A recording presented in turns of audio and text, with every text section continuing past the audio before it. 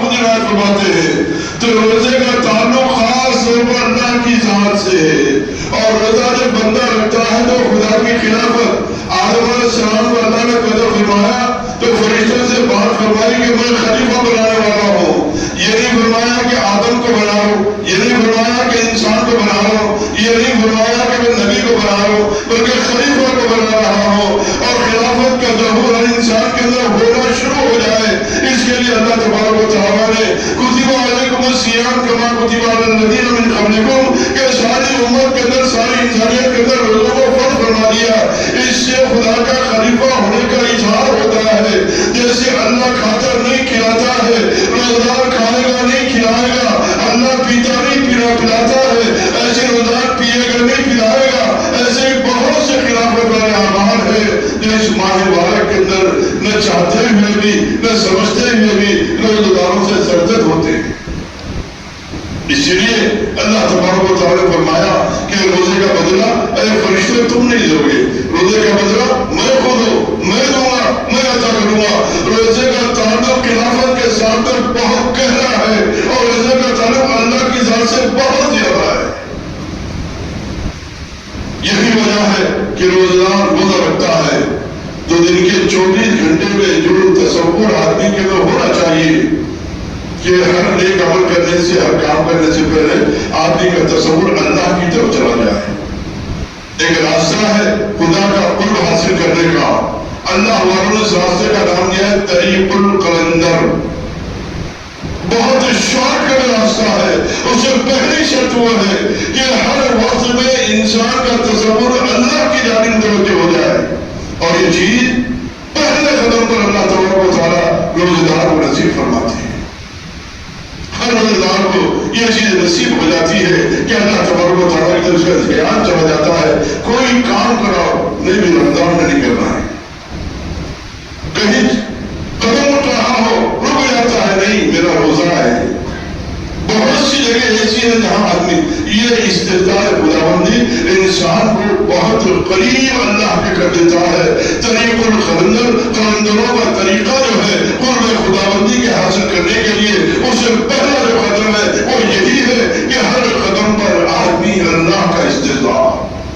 اور یہ چیز بڑے لکھے عالم حافظ دیندار بزرگ، یہ آج ہمارے ماحول کی بات ہے.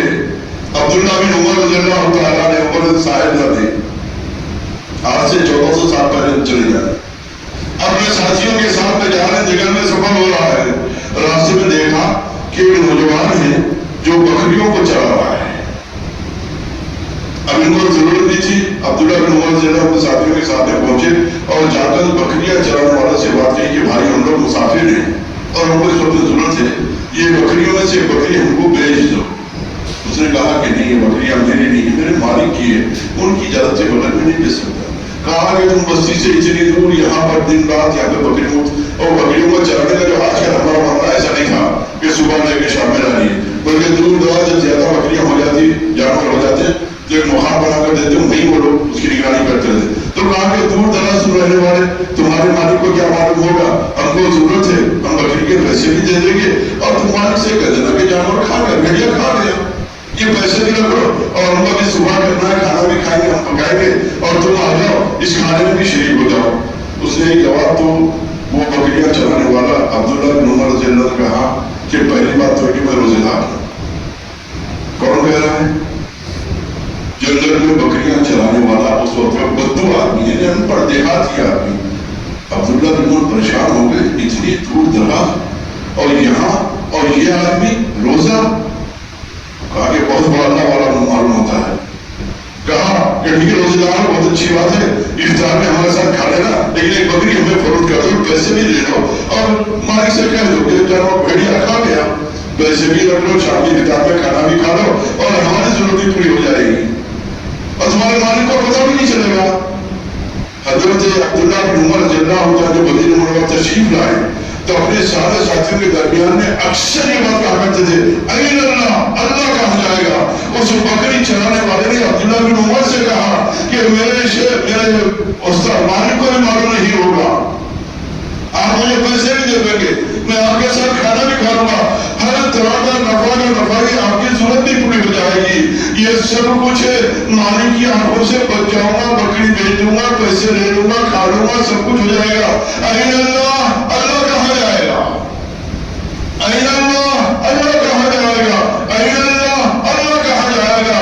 مالک کو نہیں معلوم، کوئی دیکھ بھی نہیں رہا، سب کچھ صحیح ہے، لیکن اللہ کی ذات تو دیکھ رہی ہے، اللہ کی ذات تو دیکھ رہی ہے، اس لیے وہ یہ کام نہیں کر سکتا. تو وہ چیز جو روزے کے ذریعے سے پہلے درجے میں ایک روزہ دار کی طرف پیدا ہوتی ہے، وہ یہی کہ اللہ دیکھ رہا ہے. یہ تصور بہت زیادہ ضروری ہے، اس کی وجہ سے آدمی بہت سی گناہوں سے بچ جاتا ہے. اللہ کی ذات مجھے دیکھ رہی ہے، اور روزے کا مقصود یہی ہے. اسی لیے ساری نیکیاں، سارے اعمال کا بدلہ فرشتے دیتے ہیں، لیکن روزے کی نیکی کا بدلہ جب آتا ہے، اللہ فرماتے ہیں کہ یہ روزہ میرے لیے ہے، اس لیے میں اس کا بدلہ دوں گا. فرشتوں کو بھی بات کی جاتی ہے. اس لیے روزے میں استحضار خداوندی کا آنا یہ بہت زیادہ ضروری ہے. اس تصور کو کمال درجے تک پہنچانا ہر امام والا کی ذمہ داری ہے. حضرت عمر رضی اللہ عنہ کا مشہور معروف واقعہ ہے کہ آپ نے دودھ میں پانی ملانے سے منع کر دیا تھا. حضرت عمر کا معمول یہ تھا کہ رات کی ایسی بستیوں میں کشتی میں گشت کیا کرتے تھے. ایک مکان پر پہنچے اور وہاں پر ماں اور بیٹی کی بات چیت ہو رہی ہے. ماں یہ کہہ رہی کہ بیٹا آج جانور نے دودھ کم دیا، تھوڑا سا پانی ملا دو. بیٹی نے کہا کہ ابھی جان، حضرت عمر نے قانون بنایا ہے کہ دودھ میں پانی نہ ملایا جائے، دودھ میں پانی نہ ملایا جائے. تو ماں نے بیٹی کو یہ کہا کہ عمر خلیفہ بادشاہ وہ جو رات کے اندھیرے میں اپنے کمرے میں آرام کر رہے ہوں گے، عمر یہاں کہاں سے آ گئے؟ عمر کو کیا پتا چلے گا کہ تم نے پانی ملایا ہے؟ جو دودھ کی کمی ہے وہ پوری ہو جائے گی. عمر کو تو پتا بھی نہیں چلے گا. ساری یہ گفتگو حضرت عمر باہر کھڑے کر سن رہے ہیں، مکانہ چھوٹے چھوٹے تھے پہلے، ساری گفتگو سن رہے ہیں. اور ماں یہ کہے گی پانی ملاؤ، بیٹی کہہ رہی کہ عمر کو پتا چل جائے گا. کہا کہ عمر، اگر عمر کو پتا چل گیا تو عمر کو معلوم نہیں ہوگا. تو بیٹی نے کہا کہ عمر تو نہیں دیکھ رہا، کہ عمر کا اور ہمارا آپ کا اللہ تو دیکھ رہا ہے. عمر کا اور ہمارا آپ کا اللہ تو دیکھ رہا ہے. جب یہ ایمانی گفتگو حضرت عمر نے سنی، اس گھر پر نشان لگا دیا، چلے گئے. اور بعد میں تفصیل واقعہ ہے بلایا، اور اس کے بعد میں اپنے بیٹے کا نکاح اس دودھ والی کی بیٹی سے کیا.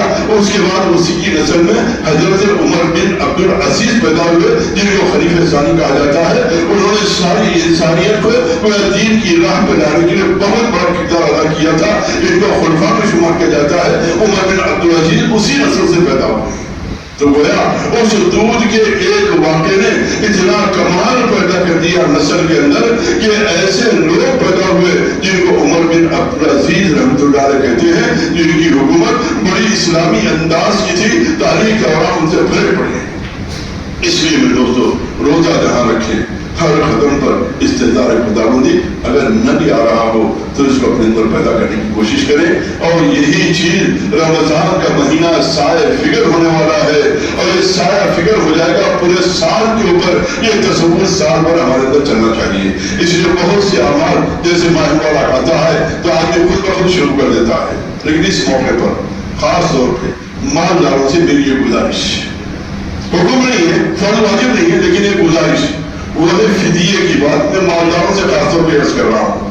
ایک زمانہ تھا اللہ نے مال نہیں دیا تھا، کچھ نہیں تھا، آج اللہ نے مالدار بنا دیا ہے.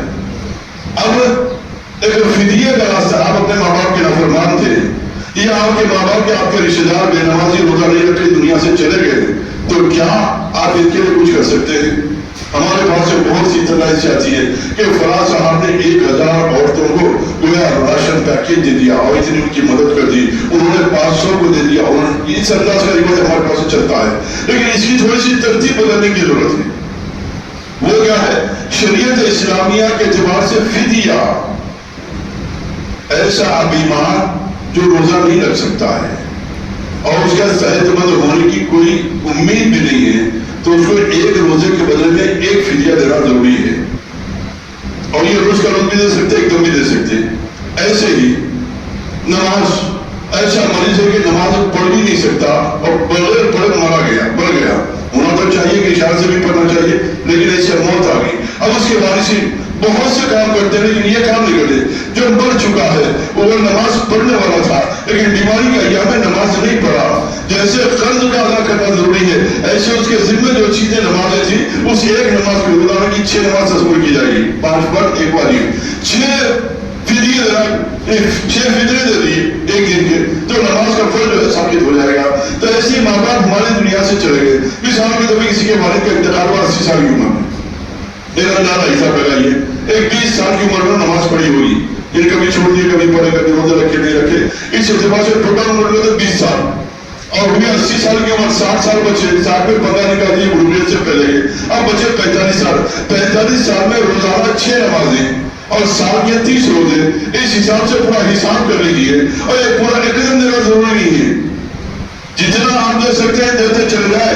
ایک تو ماں باپ کے فرمانبرداروں میں آپ کا شمار ہو جائے گا اور آپ کے ماں باپ ان کے ذمہ سے فرض بھی ثابت ہو جائے گا. جیسے مالدار ہمارے پاس میں حج بدل کا رواج ہے لیکن یہ رواج نہیں ہے. اب زیادہ رقم میں ضرورت مند نہیں بنایا. کچھ پیسے بھی آپ کے پاس ہے تو روزانہ ایک ہی صحیح جو کچھ آپ فدیہ صدقہ خیرات کرتے ہو فدیے کے طور پر دیا کریں. اس سے ماں باپ سے بہت ہو جائے گی. اس لیے آج کے اس موقع کے اوپر صدقہ خیرات زکات فطرہ یہ ساری چیزیں ہم لوگ کرتے ہیں. لیکن ایسے مالدار جو مالدار تو نہیں تھے لیکن اللہ نے مال دے دیا. یہ مالدار ہیں. آپ کے والدین آپ کی غربت کو دیکھے لیکن مالداری کو نہیں دیکھے. اتنا پیسہ آپ نے دے دیا. آپ کے باپ ہے ماں ہے دادا ہے. اللہ نے دولت دے دی. اس دولت کا فائدہ انہیں کیسے پہنچے؟ اس کے لیے پہلے ذمہ داری ہے اس ماں باپ اور اس اولاد کے اوپر مالدار اولاد کے اوپر کہ یہ جو کچھ اپنے لیے کر رہی ہے لیکن ماں باپ کی زندگی بھر کی نمازوں کا اور روزوں کا حساب لگائے. اور ایک نماز روز کی 6 نمازیں 1 سال کے روزے 30 روزے ایک کے بدلے میں ایک فدیہ اور ایک فطرہ جو ہوتا ہے وہ اس حساب سے حساب لگا کر جتنی رقمیں آپ کے پاس میں لکھ لیں اور جتنا آپ خرچ کرتے جا رہے اس نیت سے کریں کہ میرے ماں باپ کی نمازوں کا روزوں کا فدیہ ہے جتنا دے رہے ہیں فدیے میں لکھیں. اب جب رسائل بنائے تو فدیے کی رسائل بنائیں. اس اعتبار سے آپ کا شمار ماں باپ کے فرمانبرداروں میں بھی ہوگا اور ماں باپ کے ذمہ جو فرض ہے وہ بھی انشاءاللہ اللہ کی ذات سے بات کی امید ہے کہ ثابت ہو جائے گا. اسی لیے حدیث پاک میں آتا ہے کہ بہت سے ایمان والے ایسے ہیں جو مرتے ہیں تو بہت سے گناہوں کے بوجھ کے ساتھ میں لیکن جب خبروں سے اٹھیں گے تو بہت اچھی حالت کے اندر اٹھیں گے. اس کا مطلب یہ ہے کہ ان کی اولاد جو کچھ ان کے لیے خیر کے کام کرتی ہے اور لوگ جو ان کے لیے خیر کی دعائیں کرتے ہیں اس کی وجہ سے وہ سارا ہوئے ان کی خبر کے نکلنے سے پہلے اللہ تبارک و تعالیٰ ختم فرما دیتے ہیں. اس لیے ہر روزگار کے ذمے کہ پہلی بار استحضار خدا بندی کے ساتھ میں سارے اعمال کرنے کی کوشش کریں. دوسری بات اللہ نے ہماری سہولت جو دی ہے وہ اپنے ماں باپ بھائی بہن کو بھی ہیں جو دنیا سے جا چکے ہیں وہ میں دوست ان کے لیے ان کی نمازوں کا اور روزوں کا فدیہ متعین کر کے اس اعتبار سے خرچ کرتے چلے جائیں. ایک دم دینا ضروری نہیں ہے. حساب لکھ لے اسے جب جتنا دینا اس کو فدیہ میں سے بیان کرتے چلے جائیں. انشاءاللہ آپ کا شمار ماں باپ کے فرزندانوں بھی ہوگا اور ماں باپ کی ذمہ داریوں کو ادا کرنے کے لیے شامل ہوں گے. اللہ ان باتوں کو سمجھنے کے عمل کرنے کی توفیق نصیب فرمائے. وہ دعوانا الحمدللہ رب العالمین.